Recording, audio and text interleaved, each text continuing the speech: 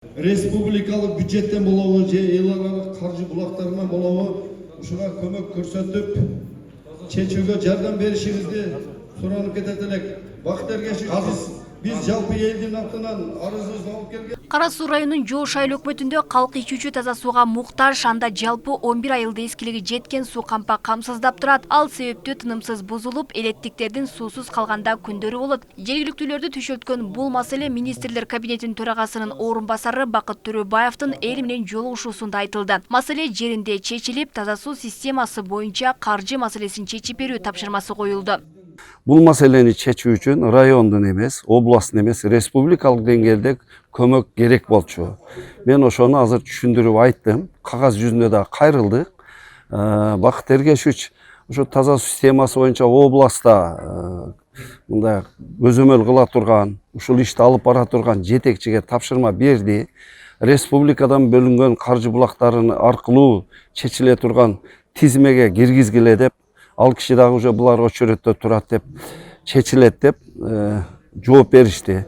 Демек менин суроом эске алынды дагы, чечилет деген уже ишеним бар. Жыйынга жалпы 200гө жакын жаран катышып, ар кандай багыттагы маселелерди көтөрүштү. Басымдуусу табигый кырсыктарды алдын алуу, жол куруу талаптарын коюшту. Анткени көп учурда ирригациялык тутумдар талапка жооп бербесин айтышат. Мен бул жерде биринчи маселем ушу жол көйгөйү. Бул кантадан бери айтылып келет. Бирок быйыл эми сел абдан көп болгонуна байланыштуу бир жер, эки жерге көпүрө зар салыш керек. Азыр бир Кудай сактасын, кылтырап зорготуп өтөбүз. Анан машина ошу жүрүшкө каттанма болбой калды. Мен тапшырма бергем.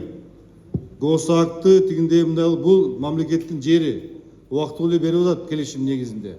Ошону сиздер электронный катары регистрация кылып бергиле, электронный акча сурабай эле.